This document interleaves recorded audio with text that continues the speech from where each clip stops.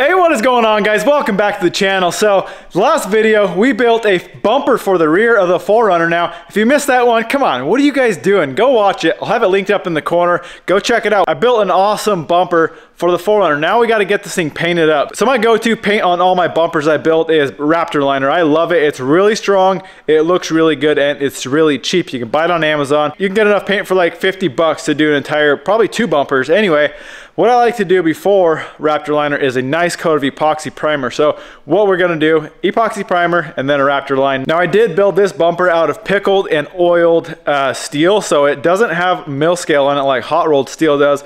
So it's gonna be a lot easier to paint. We don't have to strip that mill scale off, and you really don't have to strip mill scale. You can paint over it. It's just really hard to scratch, really hard to get a mechanical bond with the primer. But the good thing is epoxy primer bonds to just about anything. So if you guys are building a bumper with hot rolled steel, like I said, it's not necessary, 100% necessary to strip the mill scale off. I just like to. I feel like you get a better bond between the epoxy and the metal. So with that being said, we don't have to strip any mill scale. What I'm going to use to scratch this stuff up is one of these nylon.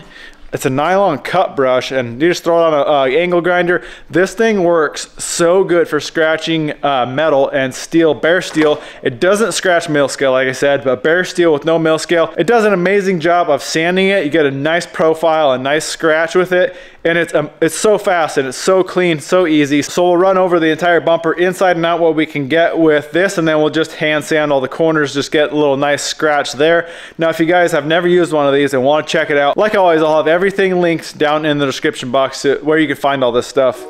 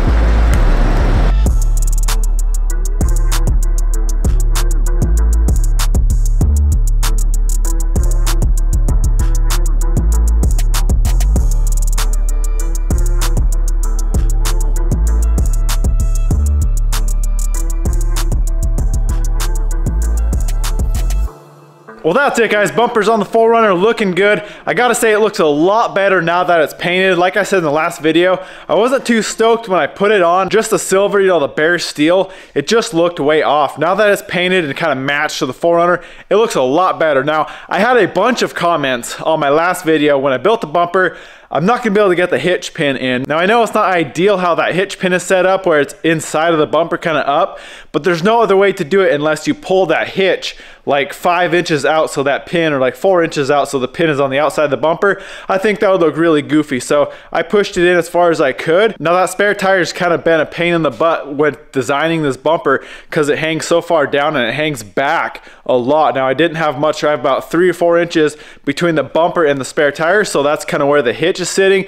Now it is no problem, I can reach right up underneath the bumper and stick the hitch pin in. It's not a big deal. It's not like you're swapping a hitch every single day, but honestly it's not that bad at all. You can reach up in there, throw the pin in and throw the clip in, not a big deal. So all in all, guys, I'm stoked with the bumper. I think it looks good. It makes the rear end of the 4Runner look a lot better. I just really don't like that factory hitch, how it hangs down from the bumper. It looks kind of goofy, and I think with the bumper and the hitch kind of built into the bumper, I think it looks a lot better, a lot cleaner. I do wish I could have made it a little bit more high clearance, but like I said, working around that spare tire, I wanted to keep the spare tire in the factory location, and working around that tire kind of made the bumper, you know, the sizing of the bumper, because I didn't want the spare tire hanging down from the bumper, so I wanted to cover that up. I think it looks good for what we had to work with, so I'm happy with it. I think it looks a lot better than factory anyway. Well, like always, bumper plans are up on the website. I got the paper templates ready and the DXF file ready to go on the website, avrcustoms.com. Like I said, if you guys aren't familiar with these things, I got bumpers for the Tacoma. I'll kind of show you guys real quick, that rear bumper there, and then the front. I got a bunch of different bumpers. There's the front, and I also got them for like the 3rd gen Toyota pickups. I did a front for the 4Runner, so all these plans are up on the website. Like I said, these are so easy to follow. They're laid out. If you buy the paper templates, they're laid out on a big piece of paper, and they're all scaled to size. You just trace it onto your steel, cut out the steel, and there's no measuring, there's no figuring, there's no writing down numbers, trying to figure out what you're doing with the bumper. No design work at all. It made it so easy for you guys to build a bumper, and you can do it with basic tools. You don't need a plasma table. Now, if you do have a table, I do have the DXF files for that. So I made it easy for you guys. If you want to build one of these bumpers, avrcustoms.com. Well, that's a wrap, guys. I really hope you enjoyed it. Why don't you go smash that thumbs up button, comment, subscribe. We'll see you in the next one.